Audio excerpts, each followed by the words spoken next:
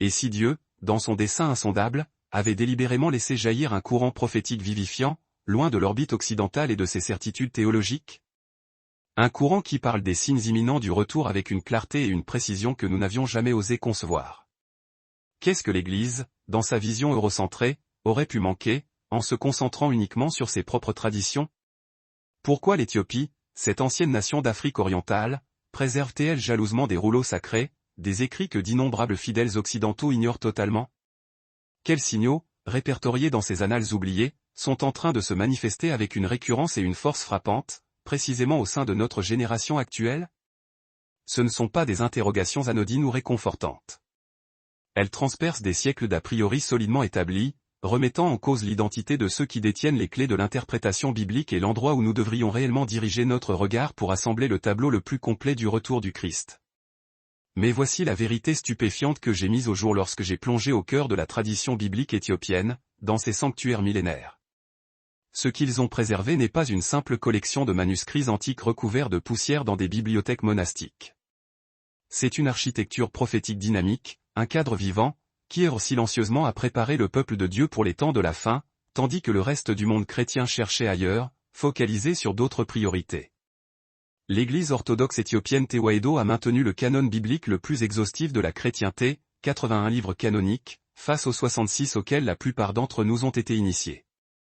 Et enfoui dans ces écritures supplémentaires le livre d'Enoch, le livre des Jubilés, ainsi que des exégèses rédigées dans l'ancienne langue gaise résident des révélations sur le retour du Messie qui vous obligeront à reconsidérer de fond en comble tout ce que vous pensiez savoir sur les derniers jours.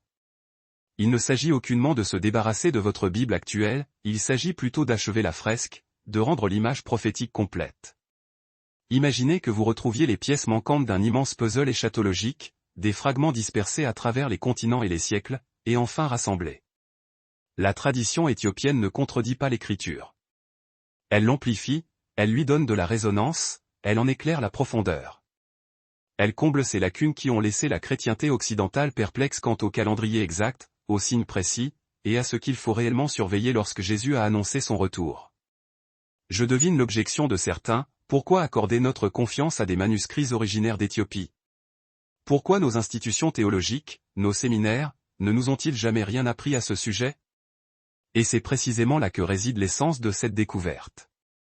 La conservation de ces textes sacrés, dans les hauts plateaux d'Afrique, à l'abri des turbulences grâce à la géographie isolante et à une tradition inébranlable, pourrait bien être la manière dont Dieu a assuré leur pérennité. Il a veillé à ce que, au moment où le monde en aurait le plus grand besoin, ces prophéties soient encore disponibles, intactes, non corrompues par les influences politiques séculières, non filtrées par les agendas institutionnels. Pures, elles attendaient leur heure. La Bible éthiopienne parle de signes qui ne se limitent pas aux tremblements de terre spectaculaires et aux conflits armés. Ces événements ne sont que l'amorce, le prélude nécessaire. Elle annonce la restauration de l'identité divine parmi les peuples dispersés à travers les âges. Elle prophétise que la justice déferlera comme des eaux puissantes sur la dernière génération. Elle décrit une époque où les opprimés reconnaîtront leur véritable héritage spirituel et leur vocation, tandis que les puissants seront humiliés et déchus de leur trône. Cela vous semble-t-il familier? Observez attentivement le monde autour de vous. Considérez les mouvements sociaux et identitaires qui secouent les nations aujourd'hui. Voyez comment des individus se réveillent à des vérités essentielles concernant leur identité, leur histoire véritable, leur appel divin. Après avoir exploré ces révélations, vous détiendrez un outil précieux que la majorité des chrétiens n'a pas, une grille d'analyse, une liste de contrôle, des signes tirés de la tradition éthiopienne, que vous pourrez utiliser pour décrypter les événements contemporains. Vous saurez concrètement à quoi vous préparer, au lieu de vous épuiser spirituellement et de rester pratiquement impréparé en vous laissant emporter par des prédictions sensationnalistes et éphémères. Car voici la vérité profonde que les textes éthiopiens mettent en lumière, le retour du Christ ne consiste pas seulement à fuir ce monde pour s'en échapper. Il s'agit, au préalable, de le transformer radicalement, de l'aligner sur les normes du royaume. Les signes qu'ils ont méticuleusement conservés annoncent un grand réveil spirituel, un temps où les peuples dispersés retrouveront leur mémoire et leur identité perdue. C'est l'époque où les anciennes prophéties concernant l'Éthiopie tendant ses mains vers Dieu, psaume 68, 31, s'accompliront, non seulement sur le plan géographique, mais spirituellement, touchant tous les continents où les peuples africains ont été dispersés par l'histoire. L'adage, les premiers seront les derniers, et les derniers seront les premiers, cessera d'être une simple jolie maxime pour devenir une réalité prophétique concrète qui restructure tout ce que nous pensions savoir sur le calendrier divin. Il ne s'agit pas ici d'instaurer une division ou d'affirmer la supériorité d'un groupe sur un autre. Il s'agit d'une œuvre d'achèvement. Il s'agit pour le corps du Christ, dans sa plénitude, de reconnaître toutes ses composantes. Il s'agit de prophéties préservées en Afrique qui parlent désormais au monde entier, révélant ce que Dieu est en train d'accomplir dans ses heures ultimes. Le livre d'Enoch, que la chrétienté éthiopienne n'a jamais retiré de son canon, nous offre des précisions cruciales sur la fin des temps qui clarifient des passages ambigus dans l'Apocalypse de Jean. Il déchiffre notamment les 70 semaines de Daniel d'une manière qui établit une connexion directe et déconcertante avec les événements auxquels nous assistons aujourd'hui. Le livre des Jubilés, quant à lui, fournit un calendrier prophétique qui permet de replacer les événements actuels dans une perspective biblique avec une justesse impressionnante, révélant des cycles historiques précis. Mais l'impact de ces révélations devient profondément personnel. Ces textes ne se contentent pas d'anticiper des bouleversements mondiaux. Ils s'adressent à la transformation individuelle et communautaire. Ils décrivent comment le peuple de Dieu reconnaîtra sa véritable identité dans les derniers jours, comment ils passeront d'un mode de survie constant à un mode de fonctionnement basé sur le royaume, Kingdom Mode. Ils cesseront de mendier une place à des tables qu'ils n'étaient pas destinés à servir pour commencer à bâtir les tables qu'ils ont été appelés à posséder et à gérer. L'interprétation éthiopienne de la prophétie biblique envisage le retour du Christ sous l'angle implacable de la justice divine. Il ne s'agit pas uniquement de salut personnel, mais d'une métamorphose systémique. Le fait que les humbles hériteront de la terre n'est pas une simple métaphore spirituelle destinée à l'au-delà, c'est une promesse prophétique concernant le renversement total des structures de pouvoir ici-bas, la réinitialisation des systèmes économiques selon les principes de Dieu, le jugement divin frappant les nations qui ont opprimé les autres, tandis que celles qui ont été opprimées sont exaltées. Abordons maintenant les fondations bibliques qui rendent la tradition prophétique éthiopienne si irrésistiblement convaincante. Le lien entre l'Éthiopie et la prophétie n'est ni une invention moderne, ni une simple spéculation pieuse. Il est tissé dans l'Écriture depuis ses origines. Genèse 14h13 désigne Abraham comme l'hébreu, le « traversant », mais les textes anciens suggèrent que cette notion de « traverser » est directement liée au peuple couchite, ceux-là même qui allaient préserver fidèlement la parole de Dieu pour les générations futures. Lorsque Moïse épousa une femme couchite, Nombre 12, ses propres frères et sœurs le critiquèrent. Pourtant, Dieu défendit cette union avec véhémence. Pourquoi ? Parce que Dieu était en train d'établir une lignée prophétique destinée à porter sa parole jusqu'aux extrémités de la terre. Psaume 68, 31, ce verset emblématique, proclame que « l'Éthiopie s'empressera de tendre ses mains vers Dieu ». Cela ne concerne pas uniquement le territoire géographique de l'Éthiopie. C'est le signal d'un éveil prophétique massif parmi tous les peuples couchites, partout où ils ont été dispersés sur le globe. La Bible éthiopienne interprète ceci comme un signe majeur de la fin des temps, lorsque les descendants africains du monde entier commenceront à revenir à la foi biblique avec une passion et une ardeur sans précédent, cela indiquera que le retour du Christ est imminent. Ésaïe 18 décrit une nation, dispersée et déchiquetée, un peuple redoutable depuis son commencement, dont la terre est divisée par des fleuves. Les érudits éthiopiens ont depuis longtemps compris qu'il s'agissait d'une prophétie concernant la diaspora de leur peuple et sa restauration future. Mais voici l'élément le plus surprenant, il relie directement ce réveil au calendrier du retour du Christ. Lorsque ce peuple dispersé commencera à s'éveiller à sa véritable identité et à sa vocation divine, le compte à rebours final aura commencé. Le livre d'Enoch, conservé intégralement dans la langue gaze éthiopienne, apporte des détails cruciaux sur la fin des temps sur lesquels la chrétienté occidentale n'a fait que des conjectures pendant des siècles. Le chapitre 91 à 93 d'Enoch expose l'histoire du monde en 10 semaines, et les dernières semaines correspondent avec une précision effrayante à ce que nous observons aujourd'hui, l'éveil de la justice parmi les opprimés, la dénonciation des systèmes corrompus, et le retour de la sagesse ancienne pour guider le peuple de Dieu. Mais l'interprétation biblique éthiopienne devient vraiment spécifique en ce qui concerne le retour du Christ. Il ne cherche pas seulement des signes dans le ciel ou des catastrophes naturelles. Il cherche des signes dans le cœur des hommes, dans la structure sociétale, la restauration du culte véritable, la revitalisation des structures communautaires bibliques, l'émergence de voix prophétiques issues de lieux inattendus.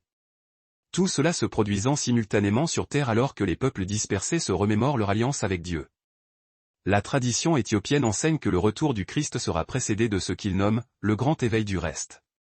Ce n'est pas seulement une question de salut individuel, il s'agit de communautés entières qui se souviennent de leur identité biblique et organisent leur existence autour des principes du royaume. Il s'agit de l'accomplissement pratique et mesurable d'anciennes prophéties sur la richesse des nations qui affluent vers le peuple de Dieu. Jérémie 1, 11-12 évoque l'amandier, la verge qui veille, le premier arbre à fleurir, comme un signe que la parole de Dieu est en train de s'accomplir. L'interprétation éthiopienne relie ceci à leur propre symbole antique, le bâton d'autorité, représentant le mandat divin de préserver et d'enseigner la parole. Lorsque les peuples qui ont été coupés de leur héritage biblique commenceront à fleurir spirituellement et économiquement, c'est le signal que la saison finale a commencé. Le livre des Jubilés, un autre texte préservé dans le canon éthiopien, offre une chronologie prophétique que l'Occident a écartée il y a des siècles. Il décrit des cycles d'oppression et de libération qui coïncident parfaitement avec l'histoire mondiale, culminant avec un jubilé final où toutes les dettes sont annulées, tous les esclaves sont libérés, et toutes les terres retournent à leur héritage initial. Cela ne ressemble-t-il pas étrangement à ce que Jésus prêchait? Et n'est-ce pas ce que notre génération réclame désespérément?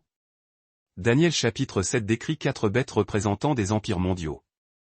Mais l'interprétation éthiopienne ajoute des détails cruciaux sur la bête finale, dotée de 10 cornes symbolisant un système global d'oppression économique et financière. Il voit la petite corne qui profère de grandes paroles contre le Très-Haut non seulement comme un individu, mais comme une mentalité toxique et arrogante qui a gangrené les institutions à l'échelle planétaire. Lorsque cette mentalité commencera à être démasquée et contestée mondialement, c'est le signe que l'Ancien des Jours est sur le point de s'asseoir sur son trône de jugement. Apocalypse 5h5 identifie Jésus comme le lion de la tribu de Juda. Mais la tradition éthiopienne a toujours compris cette imagerie du lion d'une manière que la chrétienté occidentale a souvent édulcorée. Ils ont conservé l'aspect féroce et conquérant du retour du Christ. Non pas Jésus, doux et humble, mais Jésus, le roi guerrier, qui vient pour établir la justice et renverser les systèmes d'oppression. La Bible éthiopienne intègre la description détaillée du jugement final dans le premier livre d'Enoch, où les secrets de toutes les nations sont révélés et la justice est rendue en fonction de la manière dont elles ont traité les pauvres et les opprimés. Ce n'est pas un jugement purement individuel. C'est un jugement systémique, économique, politique et culturel, et il précède le retour physique du Christ, préparant ainsi la voie à l'instauration définitive de son royaume. Ce qui confère tant de puissance à l'interprétation prophétique éthiopienne, c'est sa capacité à relier les prophéties antiques aux événements contemporains sans se perdre dans la spéculation vague. Il recherche des motifs récurrents, des cycles, la répétition de thèmes bibliques dans les contextes actuels. Quand il voit des mouvements de justice surgir dans le monde, il ne les rejette pas comme de l'activisme séculier. Ils y reconnaissent un accomplissement prophétique. Quand ils observent l'exposition des systèmes corrompus, ils ne voient pas le chaos, mais la main de Dieu préparant activement son royaume. La tradition éthiopienne enseigne que le retour du Christ sera précédé de la restauration d'une authentique communauté biblique parmi ses fidèles. Il ne s'agit pas seulement d'assister à l'Église, mais d'une coopération économique réelle, d'une mise en commun des ressources, d'une aide mutuelle, du type de communauté décrite dans Actes chapitre 2, où les croyants partageaient tout et distribuaient à chacun selon ses besoins. Cette restauration ne survient pas par accident. Elle se produit lorsque les gens s'éveillent à leur véritable identité en tant qu'héritiers du royaume. Ils cessent alors de mendier l'inclusion dans des systèmes conçus pour les exploiter et commencent à bâtir des systèmes alternatifs fondés sur les principes bibliques. Ils se souviennent qu'ils ne sont pas de simples individus essayant d'atteindre le ciel, mais un peuple allié appelé à manifester la justice de Dieu sur la terre.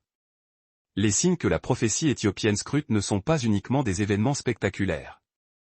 Ce sont des changements subtils mais profonds dans la conscience collective, la prise de conscience croissante, chez les peuples opprimés, que leur souffrance a un sens, que leur libération est intrinsèquement liée au dessein de Dieu, et que leur voix porte une autorité prophétique. Lorsque cette conscience atteindra une masse critique à l'échelle mondiale, la tradition éthiopienne affirme que le retour du Christ est imminent. Mais voici l'aspect le plus bouleversant de l'interprétation biblique éthiopienne, ils ont toujours anticipé que ces signes de la fin des temps émergeraient d'abord parmi les peuples les plus opprimés de la terre. Non pas parmi les puissants. Non pas parmi les privilégiés. Mais parmi ceux qui ont été dispersés, dépouillés et redoutables depuis leur origine. Parmi ceux dont les cris de justice ont été ignorés par les systèmes humains, mais entendus par le ciel. C'est pourquoi la chrétienté éthiopienne n'a jamais dissocié le salut spirituel de la justice sociale.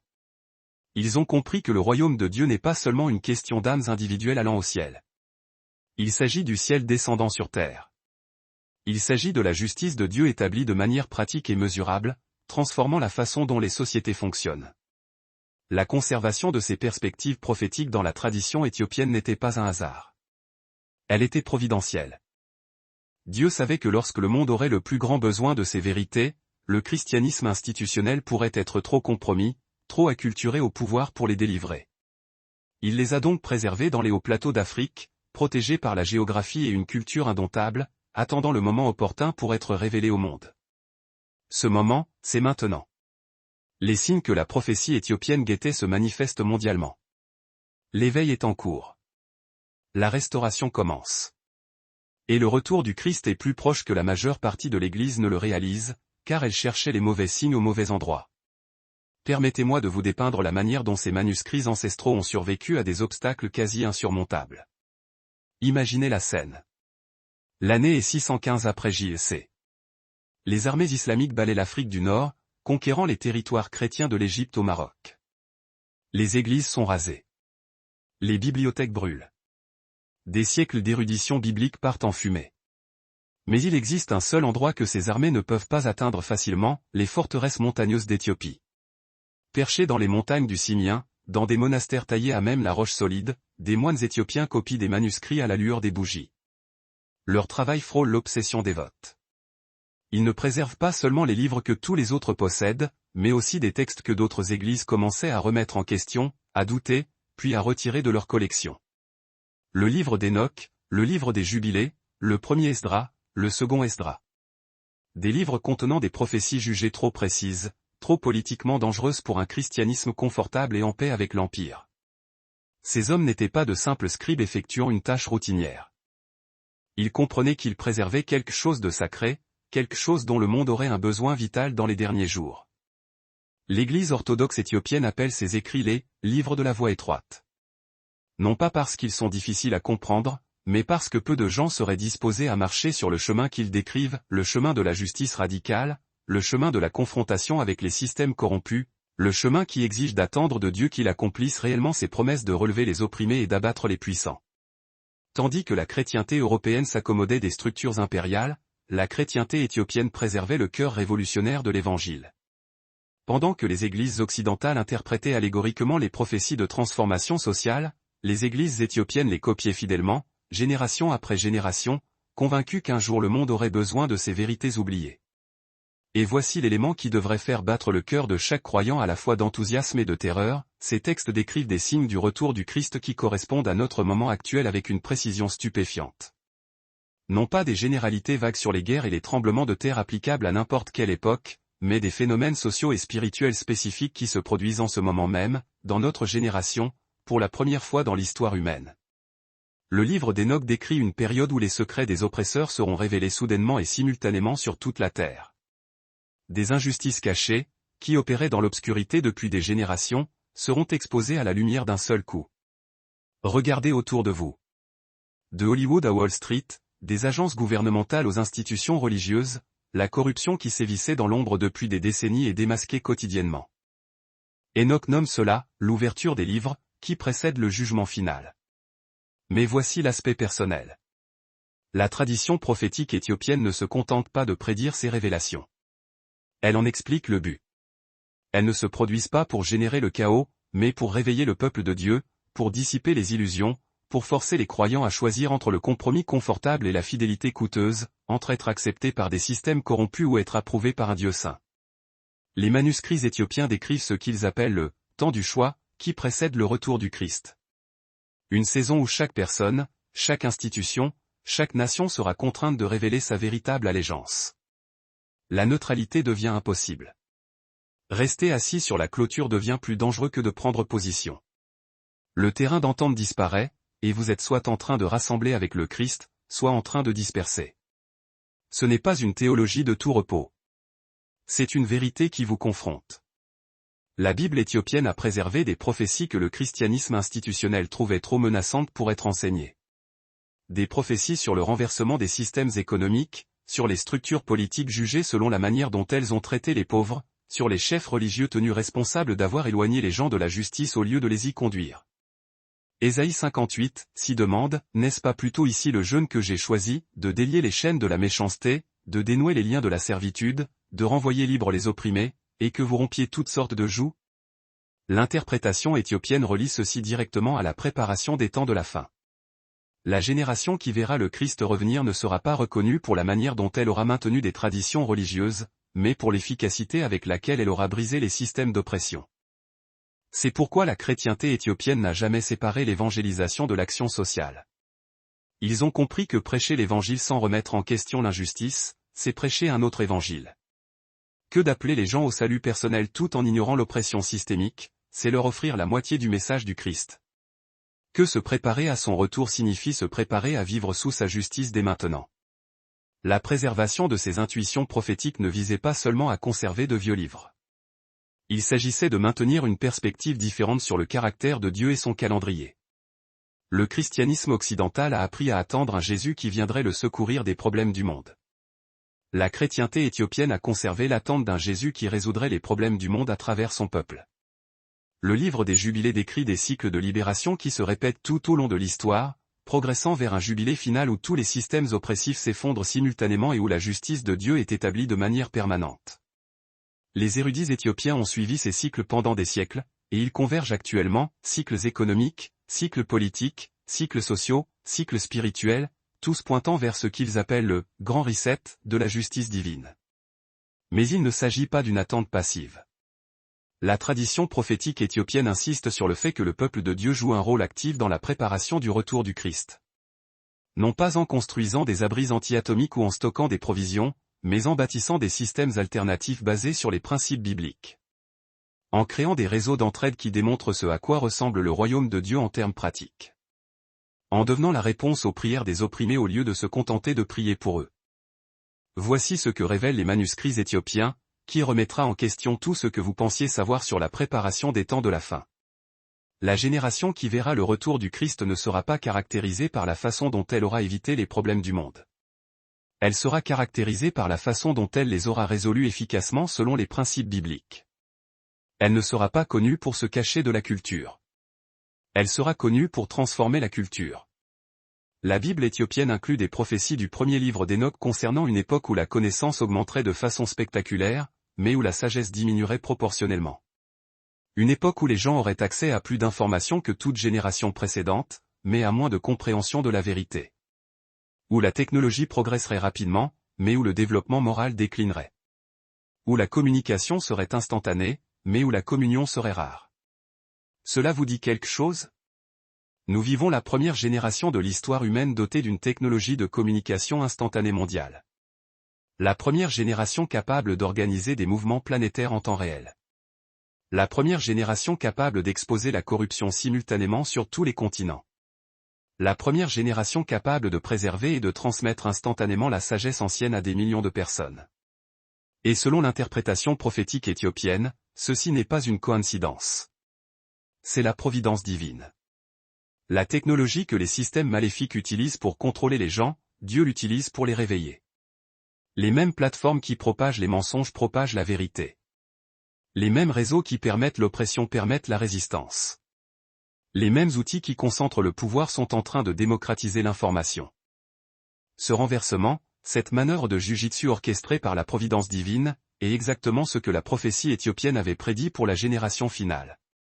Mais voici la partie qui demande du courage, la tradition éthiopienne enseigne que reconnaître ces signes ne suffit pas. C'est l'action qui sépare les vierges sages des vierges folles. Avoir de l'huile dans sa lampe ne concerne pas seulement la préparation spirituelle individuelle. Il s'agit d'être prêt à éclairer le chemin des autres lorsque l'obscurité devient accablante. Il s'agit d'être préparé à fonctionner comme le corps du Christ lorsque les soutiens institutionnels s'effondrent. Les manuscrits éthiopiens décrivent les croyants de la fin des temps non pas comme des gens attendant d'être secourus. Ce sont des gens qui deviennent le secours pour les autres. Qui non seulement survivent à la tribulation, mais la transforment en triomphe. Qui non seulement patientent jusqu'à la venue de Jésus, mais font avancer son royaume jusqu'à ce qu'il vienne. Qui comprennent que les signes de son retour ne sont pas des avertissements pour se cacher, mais des invitations à se lever. C'est pourquoi ces textes ont été préservés en Afrique. Non pas parce que le peuple africain est intrinsèquement supérieur, mais parce que l'expérience d'avoir survécu à l'oppression développe des muscles spirituels que le christianisme confortable ne construit jamais. La capacité de maintenir l'espérance dans des circonstances désespérées. L'art de trouver la présence divine au cœur des environnements les plus hostiles. La sagesse profonde de bâtir une communauté résiliente sans le soutien des structures institutionnelles. Le courage inébranlable de proclamer la vérité, même lorsque cette vérité est périlleuse. Ces qualités ne sont pas de simples traits ethniques ou raciaux, ce sont des caractéristiques spirituelles forgées et affinées sous l'étau de la pression. La chrétienté éthiopienne, dans sa longue histoire, a jalousement conservé des prophéties qui ne peuvent être comprises et accomplies qu'en possédant ces vertus spécifiques. Ces oracles parlent du dernier devenant le premier, et du premier le dernier. Ils décrivent les humbles héritants de la terre et les orgueilleux étant dispersés aux quatre vents. Ils annoncent la justice déferlant comme des eaux puissantes et la droiture s'écoulant comme un fleuve intarissable. Les signes que guette la prophétie éthiopienne ne concernent pas uniquement des événements qui arrivent au peuple de Dieu, ils décrivent des transformations radicales qui s'opèrent au sein même de ce peuple. L'éveil de ce qu'ils nomment la conscience du royaume. C'est la réalisation que l'on n'est pas un simple individu cherchant à atteindre le ciel, mais que l'on fait partie d'un peuple d'alliance, appelé collectivement à faire descendre le ciel sur la terre. Que votre salut personnel est intrinsèquement lié à la libération collective, que votre guérison individuelle est un prélude à la transformation systémique. Cette conscience du royaume n'émerge pas par accident. Elle est développée par ce que la tradition éthiopienne nomme la pression prophétique, des circonstances implacables qui vous obligent à choisir entre la confiance aveugle dans les systèmes humains ou la foi absolue dans les promesses divines, entre la recherche de la sécurité que le monde peut offrir et la découverte de la véritable sécurité dans la parole, entre le maintien d'un confort illusoire et la poursuite de l'appel divin.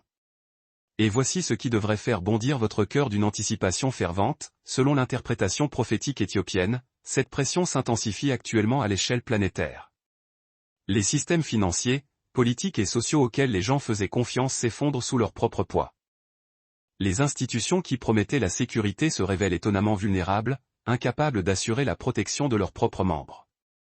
Les leaders qui semblaient dignes de confiance sont démasqués comme étant corrompus et manipulateurs.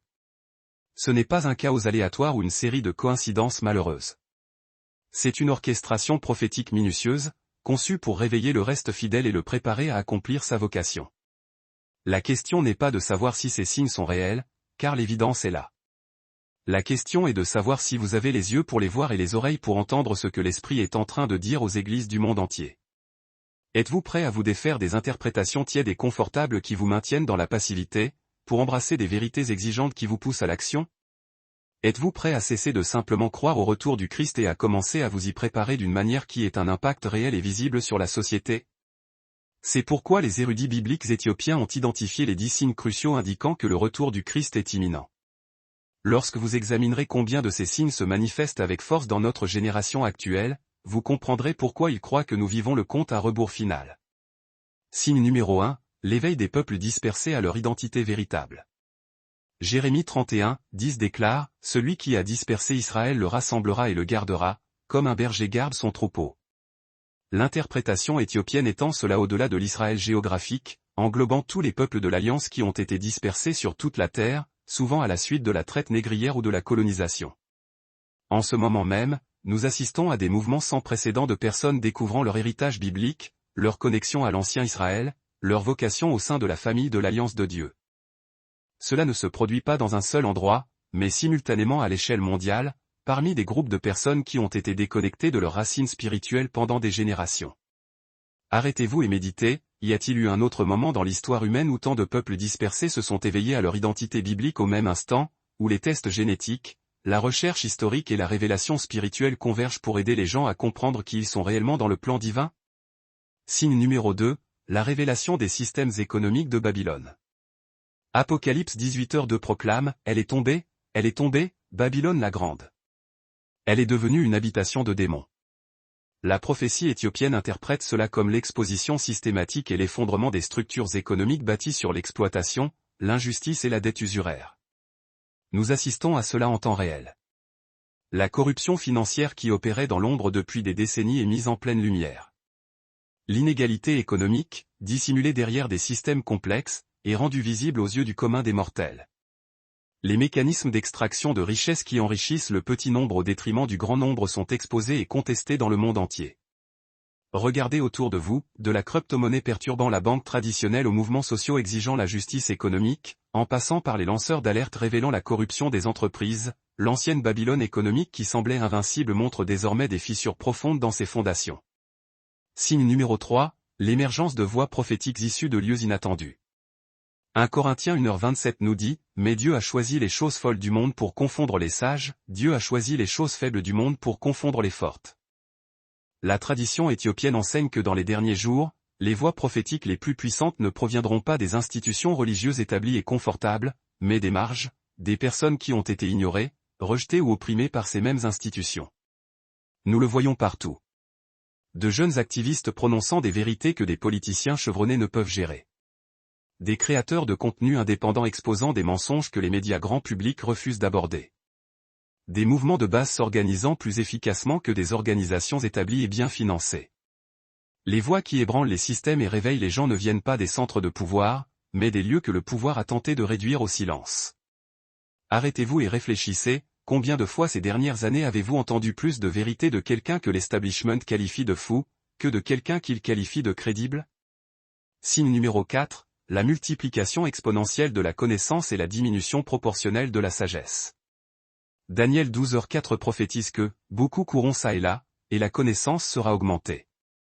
Mais l'interprétation éthiopienne ajoute une perspicacité cruciale tirée du premier livre d'Enoch, la connaissance augmentera de façon spectaculaire, mais la sagesse diminuera proportionnellement. Les gens auront accès à plus d'informations que toute génération précédente, mais moins de discernement pour savoir comment les utiliser justement. C'est la première génération de l'histoire humaine avec un accès pratiquement illimité à l'information. Pourtant, nous observons également des niveaux sans précédent de confusion, de tromperie et de prise de décision désastreuse. La même technologie qui pourrait libérer les esprits est utilisée pour les manipuler et les endoctriner. Les mêmes plateformes qui pourraient répandre la vérité diffusent les mensonges plus rapidement que la vérité ne peut rattraper son retard. Signe numéro 5, l'éveil des haines ancestrales et la tentative d'effacement de la véritable histoire. 2 Timothée 3h avertit que dans les derniers jours, des temps périlleux surviendront. Les érudits éthiopiens établissent un lien entre cela et les tentatives systématiques de réécrire l'histoire, d'effacer le véritable héritage des peuples de l'Alliance et d'attiser d'anciens conflits ethniques et raciaux afin d'empêcher l'unité parmi le peuple de Dieu. Nous assistons à des efforts coordonnés pour contrôler les récits historiques, pour supprimer les preuves archéologiques qui remettent en question les chronologies établies, et pour créer des divisions artificielles entre des peuples qui devraient reconnaître leur héritage commun. Simultanément, nous voyons des efforts sans précédent pour récupérer la véritable histoire, pour restaurer les identités volées et pour guérir les blessures générationnelles laissées par des siècles d'oppression. Signe numéro 6, l'ébranlement simultané de toutes les nations. Agé 2h7 promet, « J'ébranlerai toutes les nations, et les trésors de toutes les nations viendront. » La prophétie éthiopienne enseigne que cet ébranlement ne se produira pas nation par nation sur des siècles. Il surviendra pour toutes les nations en même temps, créant une crise mondiale si profonde qu'elle forcera chaque personne et chaque institution à révéler sa véritable nature. Observez ces dernières années, bouleversements politiques sur tous les continents, instabilité économique affectant tous les marchés, mouvements sociaux défiant les structures d'autorité partout. Catastrophes naturelles, perturbations technologiques et transformations culturelles se produisant simultanément à travers le globe. Ce n'est pas un chaos désordonné. C'est un ébranlement prophétique conçu pour séparer ce qui peut être ébranlé de ce qui ne peut l'être. Arrêtez-vous et méditez. Avez-vous déjà vécu une époque où tant d'hypothèses fondamentales sur le fonctionnement du monde étaient remises en question en même temps? Signe numéro 7, la restauration des structures communautaires bibliques parmi le peuple de Dieu. Acte 2h46 décrit comment l'Église primitive, persévérant d'un commun accord chaque jour dans le temple, et rompant le pain dans les maisons, prenait leur nourriture avec joie et simplicité de cœur. La tradition éthiopienne enseigne qu'avant le retour du Christ, les croyants seront contraints de recréer ces structures communautaires, non pas comme de simples programmes religieux optionnels, mais comme des nécessités de survie indispensables. Nous le voyons partout, des réseaux d'entraide mutuelle se formant parmi les croyants, des systèmes économiques alternatifs émergeant au sein des communautés de foi. Des gens choisissent de vivre à proximité d'autres croyants, d'éduquer leurs enfants ensemble, de soutenir les entreprises les uns des autres, de partager les ressources d'une manière que la société laïque trouve étrange, mais qui reflète les valeurs bibliques authentiques. Signe numéro 8, l'émergence de la compagnie d'Élie. Malachie 4h5 promet, « Voici, je vous enverrai Élie, le prophète, avant que le jour de l'Éternel arrive, ce jour grand et redoutable. » L'interprétation éthiopienne comprend cela non pas comme un seul individu isolé, mais comme une compagnie de croyants portant l'onction d'Élie. Des personnes qui affrontent les systèmes corrompus avec une audace surnaturelle, qui appelle le jugement de Dieu sur l'injustice et qui démontre sa puissance d'une manière que les autorités séculières ne peuvent ni expliquer ni contrôler. Ce ne sont pas nécessairement des prédicateurs célèbres ou télévisés. Ce sont des croyants ordinaires qui se meuvent avec une autorité extraordinaire, qui parlent avec une précision prophétique, qui opèrent dans une provision et une protection surnaturelle, et qui représentent les intérêts de Dieu sans compromis, quelles qu'en soient les conséquences. Signe numéro 9, la convergence des faits bibliques et des lignes temporelles prophétiques. La chrétienté éthiopienne a maintenu le système de calendrier biblique que le christianisme occidental a abandonné il y a des siècles. Leurs érudits ont suivi des cycles prophétiques qui s'alignent sur les faits bibliques, et tous convergent en ce moment même d'une manière qui ne s'est pas produite depuis le 1er siècle. Les cycles du jubilé, les années sabbatiques, les schémas des fêtes, les signes astronomiques liés au festival biblique. Tous s'alignent dans des combinaisons que les gardiens du calendrier éthiopien indiquent comme la preuve que le retour du Christ est imminent. Non pas dans un avenir lointain, non pas au siècle prochain, mais dans cette génération. Signe numéro 10, la polarisation finale entre la lumière et les ténèbres, sans zone grise. Matthieu 12h30 rapporte que Jésus a dit, « Celui qui n'est pas avec moi est contre moi, et celui qui n'assemble pas avec moi disperse. » La prophétie éthiopienne enseigne que la dernière génération avant le retour du Christ sera marquée par la disparition totale de la neutralité spirituelle. Chaque personne, chaque institution, chaque nation sera forcée de choisir son camp. Nous assistons clairement à cela. Les modérés politiques sont forcés de choisir entre la justice et l'injustice. Les leaders religieux sont contraints de choisir entre la vérité et la tradition institutionnelle.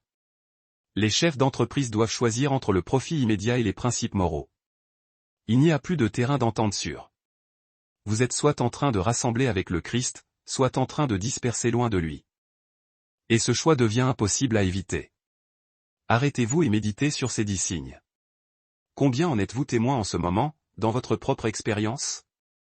Combien étaient impensables il y a à peine une génération, mais sont maintenant des réalités indéniables? La tradition biblique éthiopienne enseigne que lorsque vous pouvez identifier 8 de ces 10 signes opérant simultanément, le retour du Christ est à portée d'une génération. Lorsque vous pouvez identifier les 10 opérant à leur intensité maximale, son retour est imminent.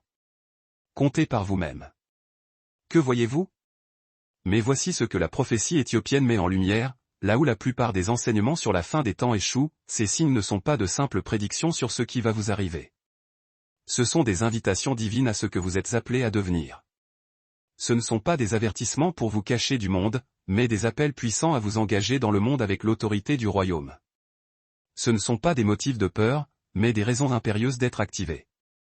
Les mêmes pressions qui feront chuter certains croyants en feront surgir d'autres, les purifiant comme l'or. Les mêmes circonstances qui mèneront certains au désespoir propulseront d'autres vers leur destinée prophétique. Les mêmes défis qui submergeront ceux qui ne sont pas préparés donneront l'autorité à ceux qui le sont pour manifester la gloire de Dieu d'une manière sans précédent. La chrétienté éthiopienne a toujours compris que la génération qui verra le retour du Christ ne sera pas seulement témoin de son royaume, elle le astérisque démontrera astérisque. Elle ne fera pas que survivre jusqu'à son retour, elle fera avancer ses desseins jusqu'à ce qu'il vienne. Elle ne fera pas qu'endurer la tribulation, elle transformera la tribulation en triomphe. C'est pourquoi ces signes devraient vous remplir d'une sainte excitation au lieu d'une crainte paralysante. Ils confirment que vous vivez dans la génération la plus privilégiée de l'histoire humaine. La génération choisie pour participer au grand final du plan rédempteur de Dieu. La génération appelée à voir l'accomplissement des prophéties pour lesquelles les saints ont prié pendant des milliers d'années. Mais ce privilège vient avec une responsabilité accrue. Cette vocation exige une reddition de comptes. La question n'est pas de savoir si vous voyez ces signes. La question est de savoir ce que vous en faites. Vous positionnez-vous en victime des circonstances ou en vase de la gloire de Dieu? Vous préparez-vous à vous échapper du monde ou à triompher en son sein? Demandez-vous à Dieu de vous prendre hors de la tempête ou de vous donner l'autorité pour naviguer et dominer la tempête? Car voici ce que les manuscrits éthiopiens révèlent au sujet des croyants qui traversent victorieusement les temps de la fin, ce ne sont pas ceux qui prédisent correctement chaque détail futur. Ce sont ceux qui répondent fidèlement aux révélations présentes. Ce ne sont pas ceux qui ont toutes les réponses intellectuelles sur l'avenir. Ce sont ceux qui obéissent complètement aux instructions actuelles. Ce ne sont pas ceux qui comprennent tous les mystères théologiquement. Ce sont ceux qui marchent dans la lumière disponible de manière pratique. Les signes sont là. La saison est maintenant. La question est de savoir si vous êtes prêt à vous engager dans la vocation que ce moment exige. Maintenant, laissez-moi vous parler des réseaux souterrains qui ont porté ces lumières prophétiques à travers les continents et les siècles, préservant la vérité de la parole. Ce n'est pas seulement de l'histoire académique, c'est un témoignage vivant de la manière dont Dieu préserve la vérité lorsque le christianisme institutionnel échoue à la protéger ou choisit de la supprimer. Imaginez Maria, une grand-mère de 67 ans vivant à Oakland, en Californie. Elle a grandi dans une église baptiste qui lui enseignait que Jésus était un sauveur aux cheveux blonds et aux yeux bleus qui viendrait secourir les croyants de la tribulation pour les emmener au ciel. Mais il y a 3 ans, son petit-fils a rapporté à la maison une Bible éthiopienne trouvée dans une librairie d'occasion. Lorsque Maria a ouvert le livre d'Enoch et a lu des descriptions du Fils de l'homme qui correspondaient à ses propres traits africains, quelque chose s'est éveillé dans son esprit qu'aucune leçon d'école du dimanche n'avait jamais touché. Aujourd'hui, Maria dirige un groupe d'études de 43 femmes qui se réunissent tous les jeudis soirs pour lire les textes éthiopiens en parallèle de leur Bible traditionnelle. Elle ne rejette pas leur fondation, elle la complète et la rend entière. Elle découvre des prophéties sur la fin des temps qui relient leur lutte personnelle pour la justice aux batailles cosmiques entre la lumière et les ténèbres. Elles trouvent leurs propres expériences d'oppression et de victoire reflétées dans des textes anciens que le christianisme institutionnel leur avait dit ne pas être assez importants pour être inclus dans le canon. Ces femmes ne sont pas des universitaires théologiques. Ce sont des aides-soignantes, des enseignantes, des domestiques et des grand-mères qui portent les cicatrices de l'injustice systémique, mais qui portent aussi l'espérance des promesses bibliques. Et lorsqu'elles lisent les interprétations éthiopiennes de la prophétie de la fin des temps, elles ne voient pas une théologie abstraite. Elles voient leur propre vie en cours de préparation pour un dessein divin que la souffrance était destinée à développer, et non à détruire. Pendant 67 ans, me dit Maria, j'ai cru que ma douleur n'était que ma douleur. Maintenant, je comprends que c'était ma préparation. Chaque injustice à laquelle j'ai survécu a construit des muscles spirituels dont j'aurai besoin lorsque Jésus reviendra pour établir son royaume sur la terre. Ou considérons David, un mécanicien de 42 ans à Détroit, qui a découvert que les prières manuscrites de son arrière-grand-mère incluaient des phrases tirées du livre des Jubilés qu'elle avait apprises de missionnaires éthiopiens passés par l'Alabama dans les années 1920. David n'a jamais su pourquoi sa famille célébrait toujours les fêtes bibliques en plus des fêtes chrétiennes. Pourquoi ils observaient des années sabbatiques pour leur petit jardin. Pourquoi ils maintenaient des pratiques financières qui semblaient étranges à leurs voisins. Lorsqu'il a trouvé des interprétations bibliques éthiopiennes en ligne, tout s'est éclairci. Sa famille suivait inconsciemment des schémas prophétiques préservés dans la tradition chrétienne africaine. Ils se préparaient pour la fin des temps sans même le savoir. Leur économie axée sur la communauté, leur accent sur l'entraide, leur attente que Dieu vienne pour justifier les opprimés et tout s'alignait parfaitement avec la prophétie éthiopienne sur la façon dont les croyants devraient se positionner pour le retour du Christ. David travaille maintenant en réseau avec 17 autres familles à travers le Midwest qui mettent en œuvre les principes bibliques éthiopiens de manière pratique. Ils partagent les ressources selon les directives économiques du livre des Jubilés. Ils éduquent leurs enfants en utilisant un programme qui inclut les textes que le christianisme occidental a retirés du canon. Ils se préparent à des temps incertains en bâtissant une communauté certaine. David l'explique ainsi. La prophétie éthiopienne ne vous dit pas seulement ce qui va arriver. Elle vous dit comment être prêt pour ce qui va arriver. Elle vous donne un plan directeur pour vivre comme si le royaume de Dieu était réel maintenant. Ces histoires se multiplient à travers le globe. À Londres, un pasteur nigérian nommé Samuel dirige une congrégation de 350 personnes à travers une étude d'1 an des textes prophétiques éthiopiens. Il n'abandonne pas la théologie réformée, il démontre comment l'interprétation biblique éthiopienne accomplit la théologie réformée en reliant le salut individuel à la transformation communautaire, la sanctification personnelle à la justice sociale, la guerre spirituelle au changement systémique.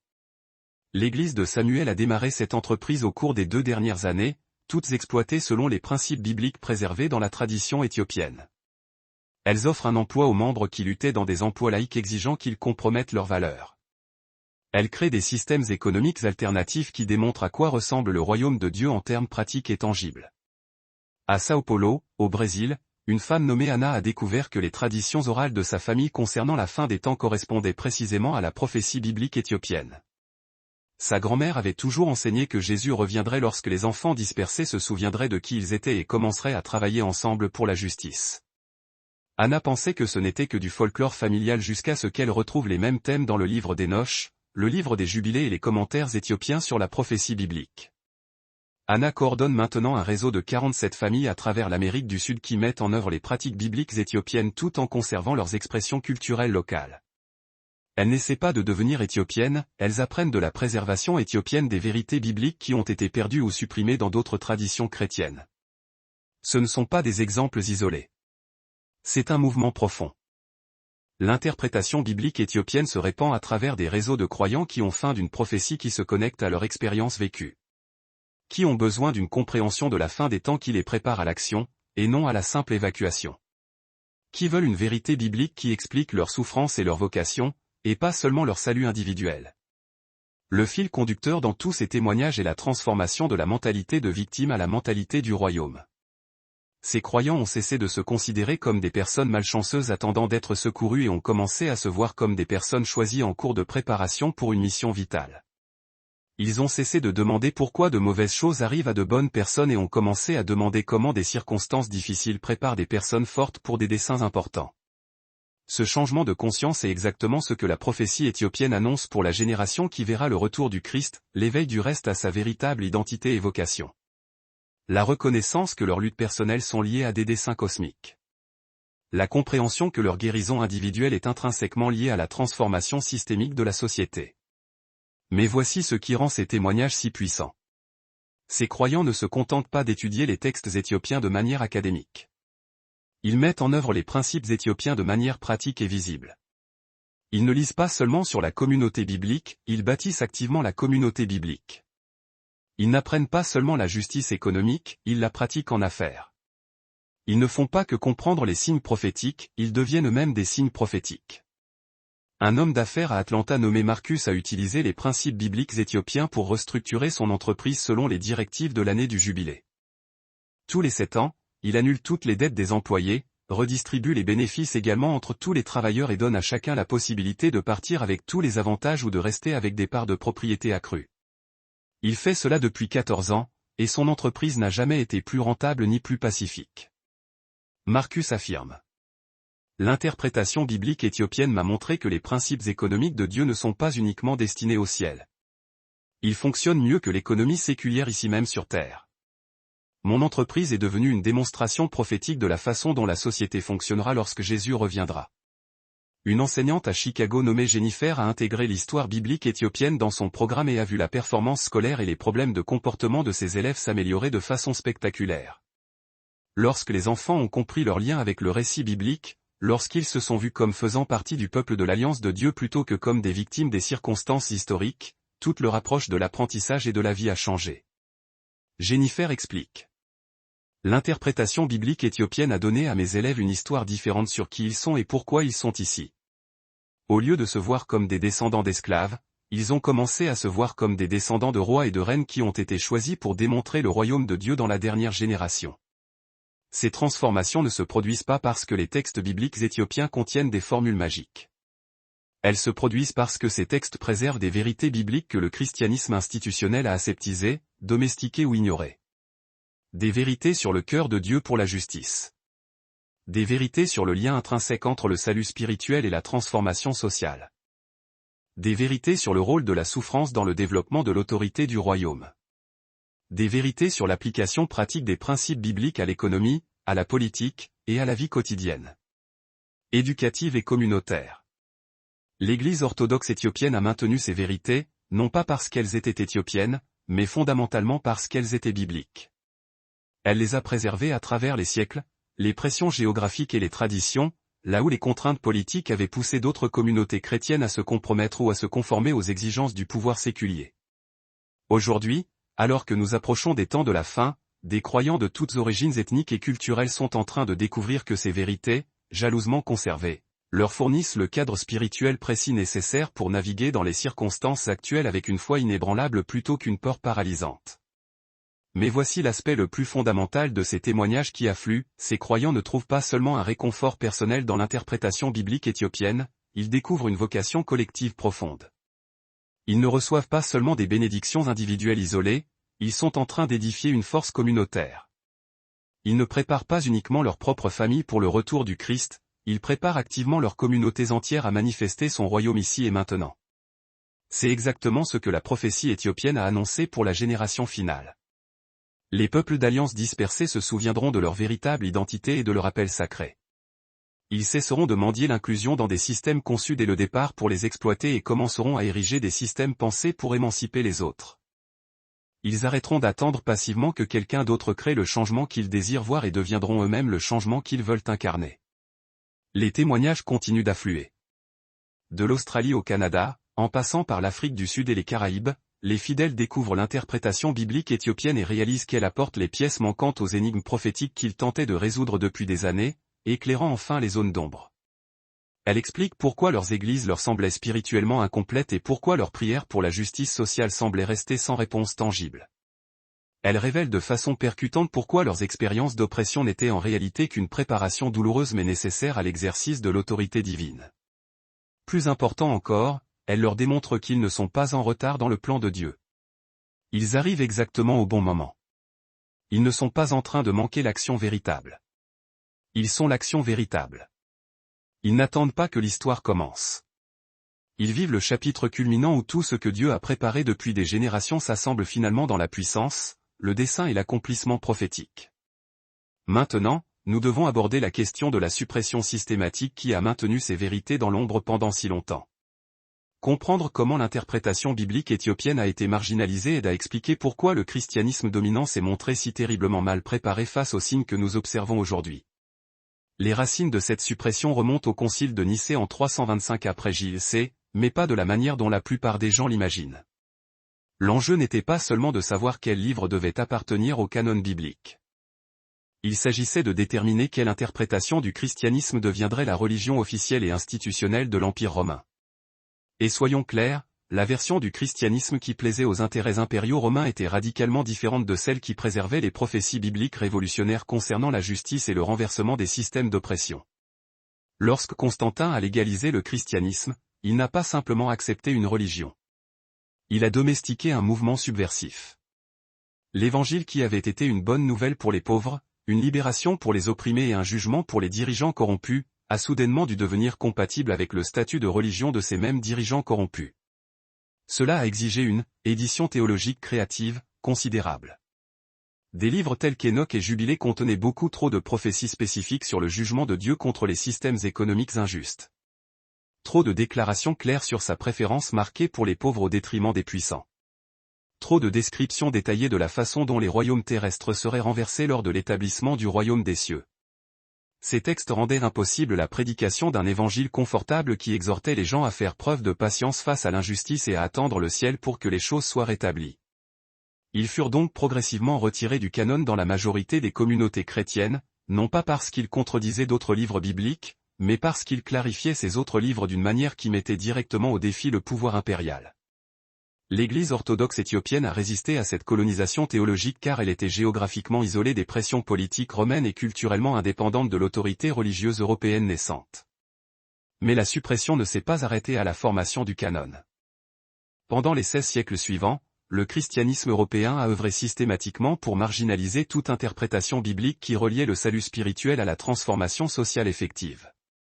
Ils ont élaboré des cadres théologiques qui séparaient le salut individuel de la libération collective, la guerre spirituelle du changement systémique, la sanctification personnelle de la justice sociale. Cet apartheid théologique a parfaitement servi des objectifs politiques.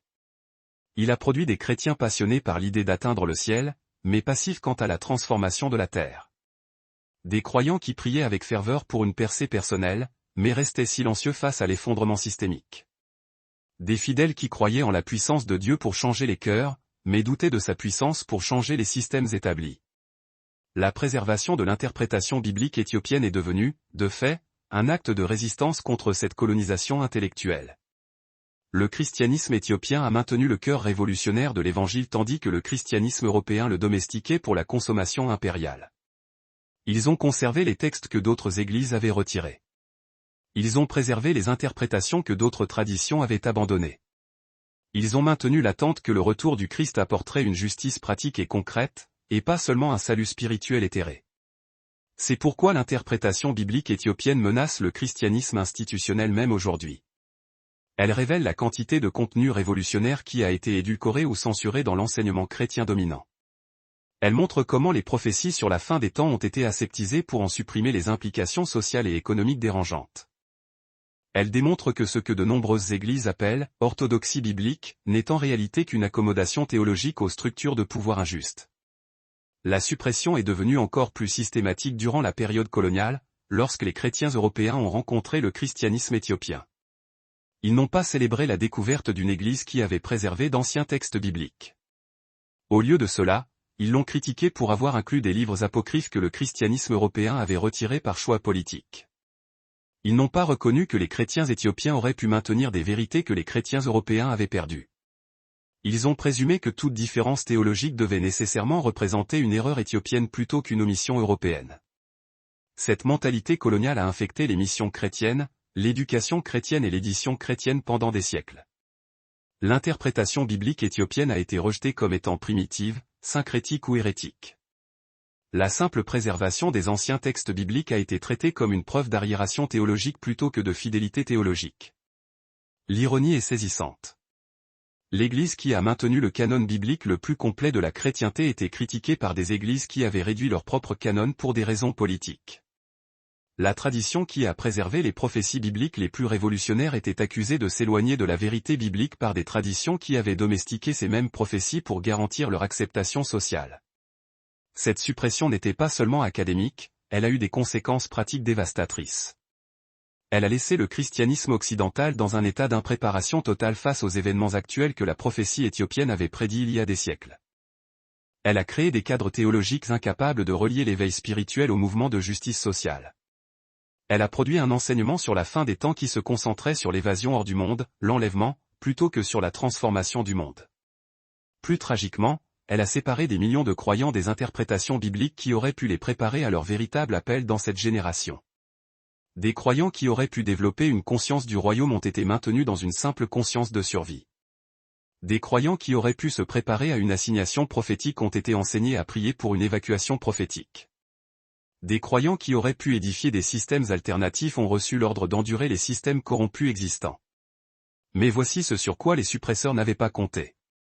Ils n'ont pas pu détruire les manuscrits préservés dans les monastères éthiopiens. Ils n'ont pas pu éliminer les traditions orales maintenues au sein des communautés éthiopiennes. Ils n'ont pas pu empêcher la traduction et la numérisation éventuelle des textes bibliques éthiopiens. Et surtout, ils n'ont pas pu empêcher l'Esprit Saint d'attirer les croyants vers les vérités dont ils avaient désespérément besoin pour ce moment de l'histoire. La même révolution technologique qui permet la surveillance mondiale permet également l'accès global à l'information supprimée. Les mêmes réseaux de communication qui propagent la désinformation diffusent également la révélation prophétique. Les mêmes plateformes qui promeuvent la tromperie préservent également la documentation de la vérité qui était cachée depuis des générations. Nous vivons la première ère depuis le IVe siècle où les croyants du monde entier ont un accès direct à l'interprétation biblique éthiopienne, sans passer par les filtres institutionnels établis. C'est la première fois que les chrétiens ordinaires peuvent comparer les interprétations théologiques dominantes avec des interprétations alternatives et décider par eux-mêmes lesquelles s'alignent le plus étroitement sur le texte biblique complet et les événements actuels. Cette démocratisation de l'information théologique est elle-même un accomplissement de la prophétie éthiopienne. Les textes prédisent que dans les temps de la fin, la connaissance qui était cachée sera révélée. La sagesse qui était supprimée sera restaurée et la compréhension qui était réservée à quelques-uns deviendra accessible au plus grand nombre. Cependant, la suppression n'était pas seulement institutionnelle. Elle était également psychologique. Les croyants ont été conditionnés à se méfier de toute interprétation biblique qui remettait en question les hypothèses confortables sur la relation du christianisme avec le pouvoir. On leur a appris à suspecter toute théologie qui liait la foi à la justice, toute prophétie qui associait le salut à la transformation, toute compréhension biblique qui suggérait que Dieu pourrait réellement accomplir ses promesses de relever les opprimés et d'abaisser les puissants. Ce conditionnement psychologique est profondément enraciné. Même lorsque les croyants rencontrent l'interprétation biblique éthiopienne, beaucoup peinent à accepter des vérités qui contredisent des générations de programmation théologique. On leur a enseigné que le vrai christianisme était céleste et non terrestre. Que la prophétie biblique était spirituelle et non pratique. Que le royaume de Dieu était futur et non présent. Que leur appel était d'endurer l'injustice, et non de la dénoncer et de la défier. Franchir ce conditionnement exige bien plus qu'un simple argument intellectuel. Cela nécessite une révélation spirituelle. Le même Esprit Saint qui a préservé les textes bibliques éthiopiens dans les monastères africains doit illuminer ces textes dans les cœurs contemporains. La même providence divine qui a protégé ces manuscrits de la destruction doit activer ces manuscrits pour une application immédiate. Et c'est exactement ce qui est en train de se produire.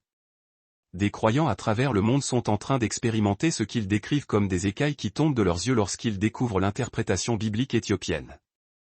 Ils reconnaissent des vérités bibliques qu'ils ont manquées malgré des années de fréquentation de l'Église et d'études bibliques. Ils comprennent des connexions entre les réalités spirituelles et sociales qui leur étaient invisibles auparavant. Ils découvrent que leur lutte personnelle possède une signification prophétique qu'ils n'auraient jamais imaginée. Cet éveil s'accélère parce que les événements actuels forcent les croyants à poser des questions auxquelles les cadres théologiques traditionnels ne peuvent plus répondre. Pourquoi le mal semble-t-il triompher si Dieu est aux commandes? Pourquoi les prières pour la justice semblent-elles rester sans réponse si Dieu se soucie de la justice? Pourquoi le christianisme institutionnel semble-t-il si impuissant face aux problèmes systémiques si l'Évangile a réellement le pouvoir de transformer les sociétés? L'interprétation biblique éthiopienne fournit des réponses claires à ces questions, qui restaurent la confiance dans le caractère de Dieu et dans son plan inébranlable.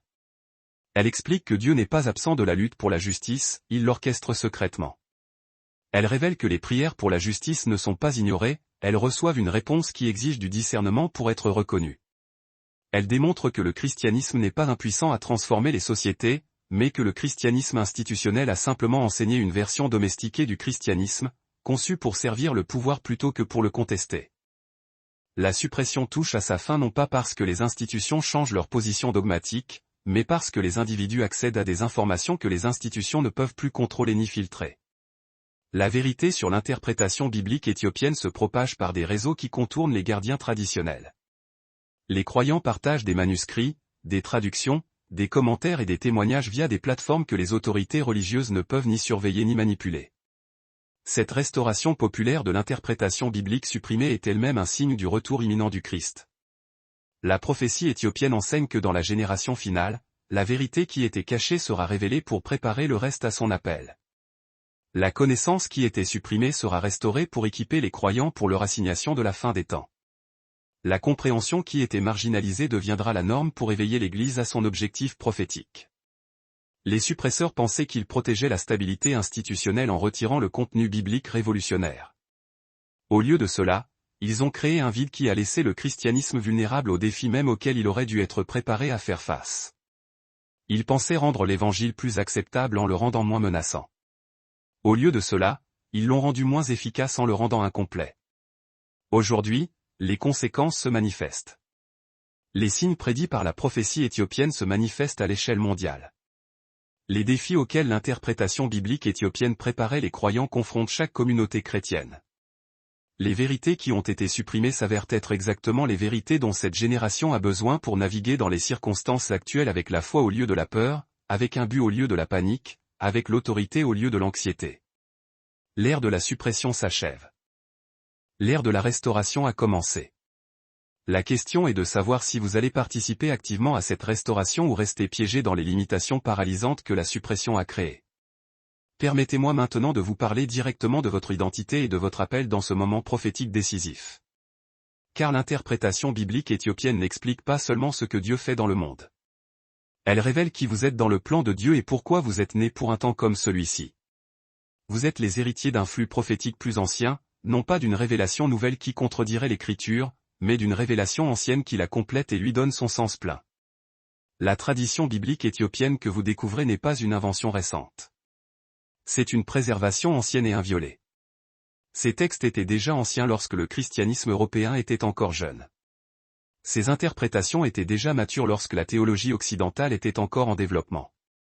Ces prophéties étaient déjà éprouvées lorsque les structures confessionnelles modernes commençaient à peine à se former. Cela signifie que vous ne rejoignez pas un mouvement marginal qui se serait éloigné de la vérité biblique. Vous retournez à la vérité biblique dont les mouvements dominants se sont écartés. Vous n'acceptez pas une révélation inférieure qui contredit une révélation plus grande. Vous embrassez une révélation plus complète qui clarifie la révélation partielle. Vous n'abandonnez pas l'orthodoxie pour l'innovation. Vous récupérez l'orthodoxie de l'accommodation. L'Église orthodoxe éthiopienne a maintenu des textes bibliques que d'autres églises ont retirés, non pas parce qu'elle était plus libérale ou laxiste, mais parce qu'elle était plus conservatrice et fidèle à la tradition originelle. Elle a préservé d'anciens manuscrits, non pas parce qu'elle se souciait moins de l'autorité biblique, mais parce qu'elle se souciait davantage de l'intégralité biblique. Elle a conservé des prophéties révolutionnaires, non pas parce qu'elle respectait moins l'écriture, mais parce qu'elle craignait moins la pression politique de l'Empire. Cette réalité historique doit vous remplir de confiance, et non de doute. Lorsque vous étudiez l'interprétation biblique éthiopienne, vous ne vous écartez pas de votre héritage spirituel. Vous êtes en train de découvrir votre héritage spirituel véritable et complet. Vous n'apprenez pas une théologie étrangère. Vous apprenez une théologie qui a été sciemment supprimée. Vous n'acceptez pas une religion africaine déguisée en christianisme. Vous recevez une révélation chrétienne préservée miraculeusement en Afrique. Vous n'êtes pas en retard. Vous êtes à l'heure. La même providence divine qui a préservé ces manuscrits dans les monastères éthiopiens a ordonné que vous les découvriez dans cette génération. Le même Esprit Saint qui a inspiré les textes originaux a guidé leur préservation à travers des siècles de pression politique, de changements culturels et d'opposition institutionnelle acharnée. Le même Dieu qui a promis de révéler la connaissance cachée dans les derniers jours est en train d'accomplir cette promesse à travers votre accès à l'interprétation biblique éthiopienne. Ce n'est pas une coïncidence. C'est une orchestration divine. Votre curiosité pour le christianisme éthiopien n'est pas le fruit du hasard. Vous avez été divinement attiré vers lui. Vous n'êtes pas tombé accidentellement sur ces textes. Vous avez été spécifiquement conduit vers eux.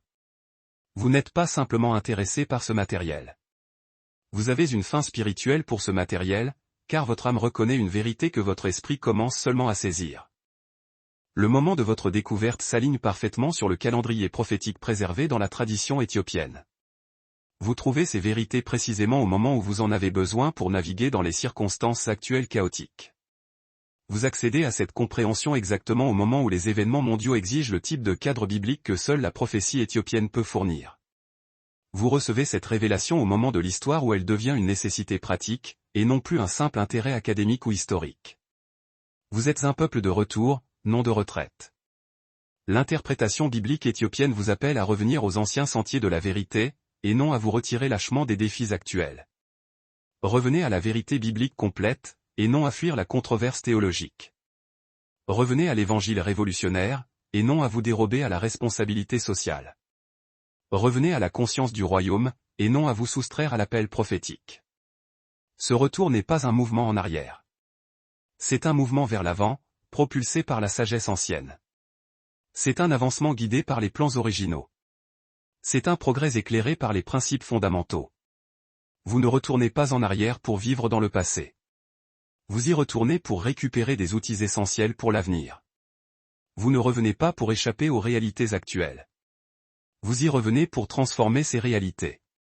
Le livre d'Enoch décrit une génération qui reviendra au sentier de la justice après des siècles de marche dans des voies détournées. Une génération qui récupérera une compréhension ancienne qui fut cachée aux générations précédentes.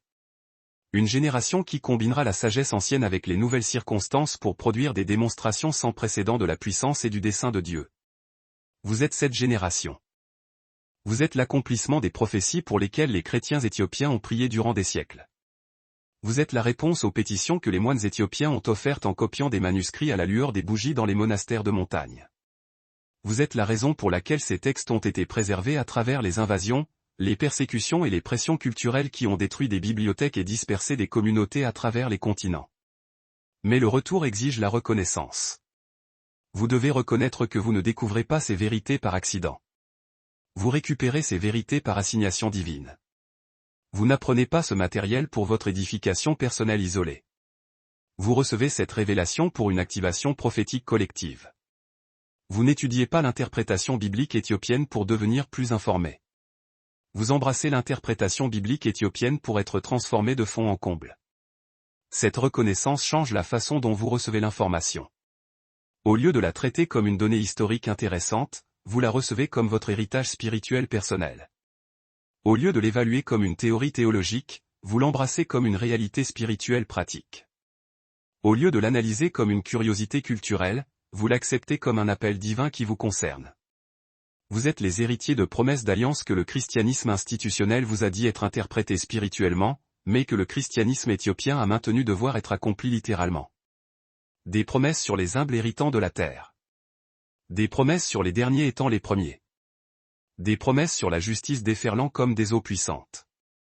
Des promesses sur la richesse des nations affluant vers le peuple de Dieu. Des promesses sur le renversement des systèmes oppressifs et l'établissement de systèmes justes. Ce ne sont pas de belles métaphores sur le ciel. Ce sont des prophéties spécifiques concernant la terre ici-bas. Ce n'est pas seulement un réconfort pour l'au-delà. Ce sont des plans d'action pour cette vie. Ce n'est pas seulement l'espoir d'un salut spirituel. Ce sont des promesses de transformation sociale radicale. Votre héritage inclut l'accès à une compréhension prophétique qui peut vous guider à travers la confusion actuelle. Une interprétation biblique qui relie les réalités spirituelles aux circonstances pratiques. Une sagesse ancienne qui fournit des solutions contemporaines et viables. Une perspicacité prophétique qui explique les événements actuels et vous prépare pour les événements à venir. Mais l'héritage doit être revendiqué activement. Il ne suffit pas d'admirer l'interprétation biblique éthiopienne de loin. Vous devez vous approprier les principes bibliques éthiopiens pour votre propre situation. Il ne suffit pas d'apprécier intellectuellement les manuscrits préservés. Vous devez mettre en œuvre pratiquement les instructions préservées. Il ne suffit pas d'accepter théoriquement la vérité prophétique. Vous devez activer personnellement la vérité prophétique dans votre vie et votre communauté. Cette activation commence par une transformation d'identité. Vous cessez de vous considérer comme une victime des circonstances et commencez à vous voir comme un héritier des promesses. Vous arrêtez de demander pourquoi des choses difficiles vous arrivent et commencez à demander comment ces choses difficiles vous préparent. Vous cessez de prier pour que Dieu change votre situation et commencez à demander à Dieu de vous changer vous, pour cette situation. Vous êtes les porteurs d'un feu ancien qui n'a jamais été autorisé à s'éteindre. Le même feu spirituel qui brûlait dans les monastères éthiopiens brûle maintenant dans votre cœur. La même passion prophétique qui a soutenu les croyants à travers des siècles de marginalisation vous soutient à travers la persécution actuelle. La même vision du royaume qui a motivé la préservation des manuscrits motive votre transformation de vie. Ce feu ne peut être contenu dans les structures religieuses traditionnelles qui ont été conçues pour le domestiquer et l'éteindre. Il exige des outres neuves qui peuvent accueillir l'expansion qu'il produit. Il exige une communauté authentique qui peut soutenir les changements radicaux qu'il crée. Il nécessite une application pratique qui peut démontrer la puissance explosive qu'il contient. Vous n'êtes pas seulement des croyants attendant le retour du Christ. Vous êtes des croyants préparant activement le retour du Christ. Non seulement en mettant de l'ordre dans votre vie spirituelle personnelle, mais en alignant les relations de votre communauté sur les principes bibliques du royaume. Non seulement en étudiant la prophétie biblique, mais en mettant en œuvre l'économie biblique. Non seulement en comprenant le cœur de Dieu pour la justice, mais en manifestant l'engagement de Dieu en faveur de la justice. Cette préparation est à la fois individuelle et collective. C'est une transformation personnelle qui vous positionne pour accomplir votre appel. C'est un développement communautaire qui crée des systèmes alternatifs basés sur les principes bibliques. C'est une restructuration économique qui démontre concrètement à quoi ressemble le royaume de Dieu. C'est un engagement social qui confronte l'injustice avec une autorité surnaturelle et une sagesse naturelle. Vous faites partie de la génération vers laquelle la prophétie éthiopienne pointait du doigt depuis des siècles. La génération qui verrait tous les signes prophétiques converger simultanément. La génération qui assisterait à la bataille finale entre la lumière et les ténèbres.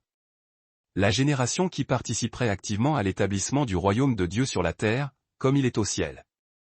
Ce n'est pas un fardeau. C'est un immense privilège. Ce n'est pas une obligation. C'est une opportunité historique. Ce n'est pas une pression. C'est un but essentiel. Vous avez la chance de vivre le moment le plus significatif de l'histoire humaine. Vous participez dans l'accomplissement des promesses que les générations précédentes ne pouvaient qu'implorer par la prière, dans l'attente fervente. Vous êtes les témoins privilégiés de l'exécution même des prophéties, ces visions sacrées que les anciens croyants n'osaient qu'espérer. Mais cet honneur, cette faveur divine, n'est jamais gratuit. Le privilège s'accompagne d'une responsabilité écrasante. L'opportunité exceptionnelle que vous détenez exige une reddition de comptes. L'existence d'un but élevé requiert une préparation rigoureuse et sans faille. Il ne suffit pas de se délecter de l'honneur de vivre en des temps prophétiques, vous êtes sommé de vous élever à la hauteur du défi, de vivre prophétiquement en ces temps. La tradition biblique éthiopienne vous exhorte à marcher dignement selon votre vocation, à honorer votre héritage spirituel, à achever la mission divine qui vous a été assignée, et à devenir pleinement l'être que Dieu vous a destiné à être en cet instant précis de l'histoire, pour ce dessein particulier dans son plan éternel. Cela n'appelle pas à la perfection stérile, mais à une participation dynamique et engagée. Il ne s'agit pas de détenir toutes les réponses, mais de poser avec sincérité les questions fondamentales. Non pas d'éviter toute erreur, ce qui est humain, mais d'opérer les choix justes qui glorifient l'Éternel. Non pas d'être entièrement près d'un point de vue humain, mais d'être totalement disponible pour le divin. Votre présence ici et maintenant est une nécessité, car l'ici et le maintenant réclament désespérément qui vous êtes et ce que vous portez en vous. Les circonstances qui semblent se liguer contre vous sont, en vérité, les instruments de votre propre développement spirituel. Les obstacles qui s'affichent comme des barrages sur votre chemin ne font qu'édifier et renforcer votre capacité intérieure. L'opposition qui cherche à vous faire taire est subtilement conçue pour vous fortifier, pour aiguiser votre résilience. L'interprétation biblique éthiopienne nous enseigne que la toute dernière génération de croyants ne se contentera pas de survivre au temps de la faim, se terrant dans l'attente. Elle va prospérer, s'épanouir au milieu des épreuves. Elle ne fera pas qu'endurer la tribulation, elle la transformera, la façonnant en témoignage de puissance. Ces croyants ne feront pas que surmonter les embûches, ils deviendront inarrêtables, des forces vives pour le royaume. Vous êtes cette génération. Vous êtes ces croyants. La question cruciale demeure, allez-vous assumer pleinement cette identité prophétique ou allez-vous vous dérober lâchement devant cet appel suprême? À l'instant même, je vous conjure d'entreprendre une action concrète, une démarche qui témoignera de votre compréhension de la portée de ce que vous venez d'entendre. Ceci n'est pas un énième contenu YouTube à consommer distraitement puis à oublier. Ceci est une intelligence prophétique de la plus haute importance qui exige, qui commande, une réponse immédiate. La tradition biblique éthiopienne met en garde, toute révélation qui n'est pas suivie d'application mène à la condamnation. Une vérité, aussi sublime soit-elle, qui ne parvient pas à transformer votre être devient un témoignage accablant contre vous. Si ce message a éveillé une flamme, une résonance particulière au plus profond de votre esprit, si vous vous reconnaissez dans ces paroles prophétiques, si vous sentez avec certitude que Dieu vous a conduit à cet instant précis dans un but précis, alors manifestez-le. Commentez ci-dessous avec le code secret, GReturn.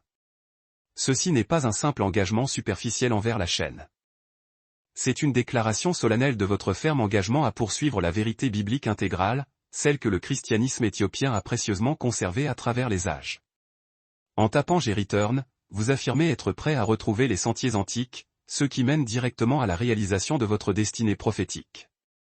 Vous déclarez vouloir accéder à l'héritage biblique complet, celui qui fut sciemment édulcoré ou écarté par le christianisme institutionnel pour des raisons de commodité politique et de contrôle ecclésiastique. Vous annoncez publiquement votre refus catégorique de vous contenter d'une révélation partielle, alors que la plénitude est désormais à votre portée. Mais ne vous arrêtez pas en si bon chemin, partagez immédiatement cette vidéo avec au moins 3 personnes spécifiques qui doivent impérativement comprendre l'œuvre que Dieu est en train d'accomplir en cette génération. Il ne s'agit pas d'un partage aléatoire et insouciant sur les réseaux sociaux. C'est un acte de distribution spirituelle intentionnelle, ciblé. Réfléchissez aux croyants de votre entourage qui peinent à donner un sens aux événements contemporains à travers les grilles de lecture biblique traditionnelles, souvent trop rigides ou incomplètes.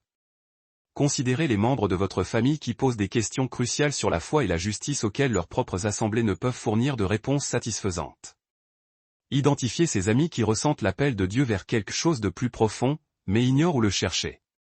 La prophétie éthiopienne enseigne une vérité fondamentale, la vérité se propage par les relations d'alliance spirituelle, et non par le marketing de masse, elle se diffuse par le témoignage personnel vibrant, et non par la publicité publique, elle circule par les réseaux spirituels interconnectés, et non par les simples réseaux sociaux. Lorsque vous partagez ce message avec des personnes précises, vous participez activement à la stratégie divine d'éveil du reste fidèle dans la dernière génération. Ceci est également votre chance unique de rejoindre la communauté des croyants qui mettent en œuvre, de manière tangible et pratique, les principes bibliques éthiopiens. Abonnez-vous à cette chaîne et activez la cloche de notification, car nous allons lancer une série puissante en cette partie intitulée Prophecy in Gears, la prophétie en marche, qui vous plongera plus profondément dans les textes spécifiques que le christianisme éthiopien a conservés. Nous lirons directement, sans filtre, le livre d'Enoch, le livre des Jubilés, et d'autres manuscrits qui ont été délibérément exclus de votre Bible pour des motifs purement politiques, et non pas théologiques. Mais voici ce qui distingue radicalement cette série des études bibliques classiques. Nous n'allons pas simplement examiner ces textes anciens de manière académique ou désincarnée. Nous allons appliquer les vérités antiques de manière éminemment pratique. Chaque épisode proposera des instructions spécifiques pour implémenter les principes bibliques éthiopiens dans votre vie personnelle, au sein de vos relations familiales, dans vos décisions économiques, et dans votre engagement communautaire. Vous apprendrez à établir des structures communautaires bibliques robustes qui pourront vous soutenir efficacement à travers les temps de crise que la prophétie éthiopienne annonce comme inéluctables. Vous découvrirez des principes économiques issus du livre des Jubilés qui peuvent protéger vos ressources tout en faisant simultanément progresser le royaume de Dieu. Vous saisirez des stratégies de guerre spirituelle issues du livre d'Hénoch qui abordent l'oppression systémique, et non seulement la tentation personnelle et isolée. Et, le plus important, vous vous connecterez à d'autres croyants qui empruntent ce même chemin du retour à la vérité biblique complète. Le christianisme éthiopien a toujours mis l'accent sur la communauté par-dessus l'individualisme, sur la transformation collective plutôt que sur le salut personnel égoïste, sur la construction du royaume plutôt que sur la simple fréquentation de l'Église. Le reste fidèle qui réussira à naviguer à travers les temps de la fin ne sera pas composé de croyants isolés tentant de survivre en solitaire. Il sera constitué de communautés interconnectées, manifestant le royaume de Dieu ensemble, en puissance. Après avoir commenté G-Return et partagé cette vidéo, rendez-vous dans la description ci-dessous et téléchargez la liste de contrôle des signes, qui synthétise les 10 indicateurs cruciaux du retour imminent du Christ selon la tradition prophétique éthiopienne. Ce n'est pas une simple information destinée à satisfaire une vaine curiosité. C'est une intelligence stratégique conçue pour guider vos prises de décision les plus importantes. Utilisez cette liste pour évaluer les événements actuels, pour jauger votre propre préparation spirituelle, et pour identifier les domaines où Dieu vous appelle peut-être à un engagement plus profond dans ses desseins prophétiques. La liste de contrôle inclut des références bibliques précises, tirées à la fois des textes canoniques et des écrits éthiopiens, afin que vous puissiez tout vérifier par vous-même. Elle offre des suggestions d'application pratiques pour chaque signe, vous indiquant comment réagir lorsque vous les reconnaissez dans votre propre contexte. Elle propose également des questions de discussion communautaire pour que vous puissiez assimiler cette matière avec d'autres croyants engagés dans ce voyage de découverte. Mais l'action la plus essentielle que vous puissiez entreprendre en cet instant est d'ordre spirituel. L'interprétation biblique éthiopienne n'est pas un simple exercice intellectuel, c'est une activation spirituelle profonde. Le même Esprit Saint qui a inspiré les manuscrits originaux doit les illuminer dans votre compréhension. La même puissance divine qui a préservé ces textes au travers de siècles d'opposition doit les revêtir de son pouvoir pour leur application dans votre génération. Avant de faire quoi que ce soit d'autre, faites une pause. Priez. Demandez à Dieu de confirmer si ce que vous avez entendu s'aligne avec sa voix dans votre esprit. Implorez la sagesse pour discerner l'enthousiasme humain de l'appel divin véritable. Cherchez le discernement pour reconnaître la vérité de l'erreur, la révélation de la simple spéculation, la perspicacité prophétique du simple vœu pieux. Le christianisme éthiopien a toujours soutenu que la compréhension prophétique émane d'une relation spirituelle intime, et non seulement d'une étude intellectuelle aride. Le même Dieu qui a révélé les vérités des temps de la fin aux prophètes anciens désire révéler leur application contemporaine aux croyants d'aujourd'hui. Cependant, cela exige une humble disposition à recevoir la correction, le courage d'embrasser le changement radical, et un engagement inébranlable à obéir à tout ce qu'il révélera. Si l'Esprit Saint confirme que ce message vous est destiné, alors engagez-vous sur le champ à une investigation approfondie de 7 jours. Consacrez du temps chaque jour à la lecture de portions des textes bibliques éthiopiens qui sont disponibles en ligne. Faites des recherches sur le contexte historique du christianisme éthiopien. Connectez-vous avec d'autres croyants qui explorent cette matière. Documentez ce que Dieu vous révèle au travers de ce processus. Cet engagement de 7 jours n'est pas arbitraire. La tradition biblique éthiopienne reconnaît le chiffre 7 comme le nombre de l'achèvement, le cycle qui mène de la révélation initiale à la transformation complète. 7 jours vous offrent le temps nécessaire pour dépasser l'enthousiasme initial et entrer dans une évaluation sérieuse. Assez de temps pour confronter ce que vous avez entendu à l'Écriture, au témoignage de l'Esprit Saint, et aux fruits pratiques qu'il produit dans votre existence. Durant ces 7 jours, soyez extrêmement attentifs à la manière dont les événements actuels vous apparaissent sous un jour nouveau lorsque vous les examinez à travers le prisme de l'interprétation prophétique éthiopienne. Remarquez si ce cadre conceptuel vous aide à donner un sens à des circonstances qui vous semblaient auparavant chaotiques ou dénuées de signification. Observez si la compréhension de votre identité en tant qu'héritier d'une prophétie ancienne modifie votre manière de réagir aux défis contemporains. L'interprétation biblique éthiopienne doit vous rendre plus ancré, non plus instable, plus confiant dans le plan souverain de Dieu, non plus confus quant à ses desseins, plus engagé dans l'œuvre de son royaume, non plus isolé de vos responsabilités pratiques. Si l'étude de ces textes engendre en vous la peur, l'orgueil ou un sentiment de supériorité spirituelle, c'est que vous avez mal compris leur message profond. La tradition biblique éthiopienne appelle les croyants à l'humilité devant Dieu et au service envers les autres, à la justice pour les opprimés et à la miséricorde pour ceux qui se repentent, à la transformation des systèmes et à la restauration des relations, à la construction du royaume et au développement communautaire, à une justice pratique et à une audace prophétique. Ceci est également une invitation pressante à rejoindre notre communauté virtuelle de croyants qui se réunit chaque semaine pour discuter de l'interprétation biblique éthiopienne et de son application aux circonstances contemporaines. Chaque jeudi soir, nous nous rassemblons virtuellement pour lire des passages des manuscrits préservés, pour partager des témoignages sur l'impact de ces vérités dans nos vies quotidiennes, et pour prier afin d'obtenir la sagesse nécessaire à la mise en œuvre des principes bibliques dans nos familles et nos communautés. Il ne s'agit ni de débats théologiques stériles, ni de conférences universitaires. Ce sont des discussions profondément pratiques sur la façon dont la sagesse ancienne répond aux défis actuels, sur la manière dont la compréhension prophétique guide la prise de décision, sur comment la communauté d'alliance soutient la transformation individuelle, sur la façon dont l'économie biblique crée des systèmes alternatifs, et sur la manière dont la guerre spirituelle affronte l'oppression systémique. Les rassemblements du jeudi soir sont limités à 50 participants afin de préserver une intimité communautaire et une application pratique efficace. Les informations d'inscription se trouvent dans la description ci-dessous. Il ne s'agit pas de bâtir une large audience de curieux. Il s'agit de développer un discipulat profond parmi les croyants qui sont sérieux dans leur préparation pour le retour du Christ par l'obéissance prophétique, et non par la simple observation spectatrice. Mais que vous rejoigniez ou non une communauté formelle, la chose la plus cruciale que vous puissiez faire maintenant est de commencer à mettre en œuvre ce que vous avez appris. L'interprétation biblique éthiopienne insiste sur le fait que la vérité est prouvée par la pratique, et non par la théorie. La révélation est validée par la transformation vécue, et non par la simple information accumulée. La prophétie est accomplie par la participation active, et non par la spéculation oisive. Commencez par votre propre cœur. Êtes-vous disposé à abandonner ces hypothèses théologiques confortables qui vous maintiennent dans la passivité face à l'injustice criante? Êtes-vous prêt à embrasser ces vérités bibliques exigeantes qui vous appellent à un engagement actif dans les desseins de Dieu? Êtes-vous préparé à aligner vos priorités personnelles avec les réalités prophétiques, plutôt qu'avec les attentes culturelles éphémères? Passez ensuite à vos relations.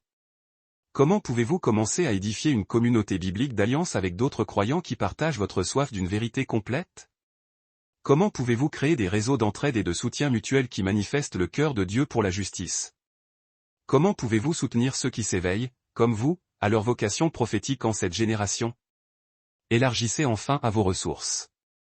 Comment pouvez-vous mettre en œuvre des principes économiques bibliques qui reflètent les valeurs du royaume plutôt que les valeurs mondaines? Comment pouvez-vous utiliser votre temps, vos talents et vos trésors pour faire avancer les desseins de Dieu au lieu de simplement préserver votre confort personnel? Comment pouvez-vous devenir, de vos propres mains, une partie de la solution aux problèmes pour lesquels vous priez Dieu de résoudre? La tradition biblique éthiopienne nous enseigne que la génération qui verra le retour du Christ sera identifiée par sa réponse à la révélation, et non par sa simple réception. Par son obéissance à la vérité, et non par son appréciation intellectuelle. Par sa transformation grâce à la prophétie, et non par sa fascination superficielle. Ceci est votre moment décisif pour démontrer à quelle catégorie vous appartenez. Votre moment de prouver si vous êtes un simple auditeur ou un véritable acteur. Votre moment de révéler si vous désirez simplement comprendre le plan de Dieu ou si vous êtes prêt à y participer activement. Le choix vous appartient, mais le temps presse. La prophétie éthiopienne indique que la fenêtre de préparation se ferme rapidement. Les signes s'intensifient. La pression s'accroît. La séparation entre la lumière et les ténèbres s'accélère à un rythme effréné. Ceux qui vont s'engager dans leur vocation prophétique doivent le faire promptement, tant qu'il est encore temps de développer les muscles spirituels et les connexions communautaires que la mission des temps de la fin exigera. Commentez G-Return, partagez cette vidéo, téléchargez la liste de contrôle, rejoignez la communauté et commencez l'investigation de 7 jours.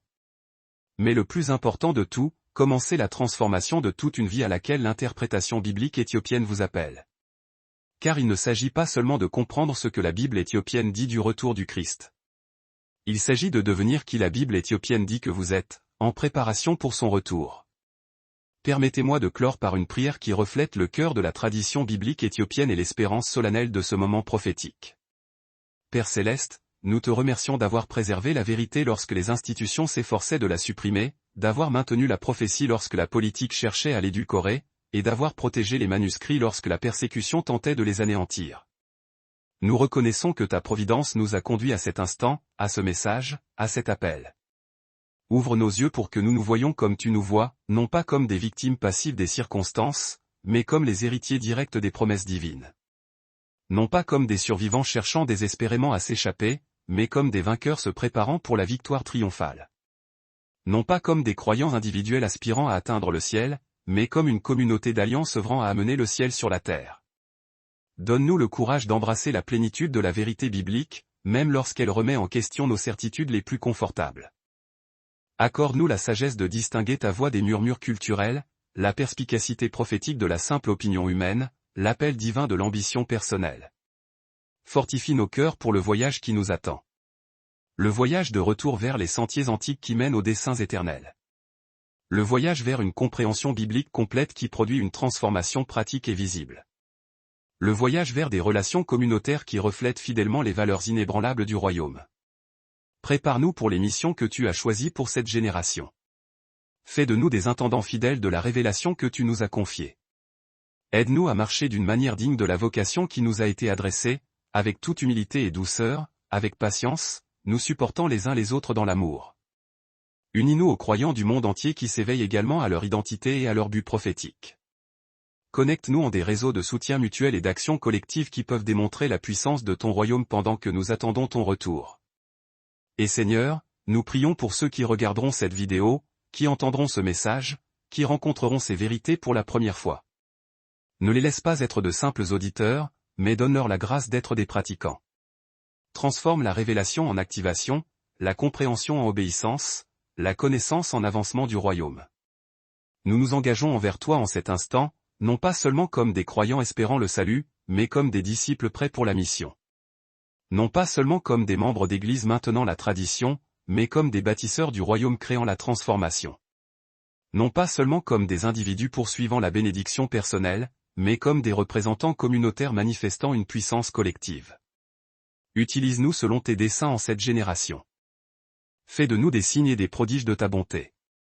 Que ton royaume vienne et que ta volonté soit faite dans nos vies, nos familles, nos communautés et nos nations, comme elle l'est au ciel. Au nom de Jésus-Christ, le lion de la tribu de Juda, la racine de David, qui a vaincu pour ouvrir le livre et en délier les 7 sceaux, celui qui était, qui est et qui vient, l'alpha et l'oméga, le premier et le dernier. À lui soit la gloire et la domination pour les siècles des siècles. Amen. La révélation de la Bible éthiopienne concernant le retour du Christ n'est pas qu'une information pour votre intellect. C'est une invitation pressante lancée à votre cœur. Ce n'est pas seulement une prophétie à décrypter. C'est une vocation à accomplir. La question n'est pas de savoir si ces vérités sont réelles. La question est de savoir si vous êtes prêt à vivre comme si elles l'étaient. Votre voyage vers la plénitude de la vérité biblique commence maintenant. Votre éveil à votre destinée prophétique s'amorce aujourd'hui. Votre préparation pour le retour du Christ et l'établissement de son royaume sur terre dépend de votre prochaine décision. Quelle sera-t-elle ?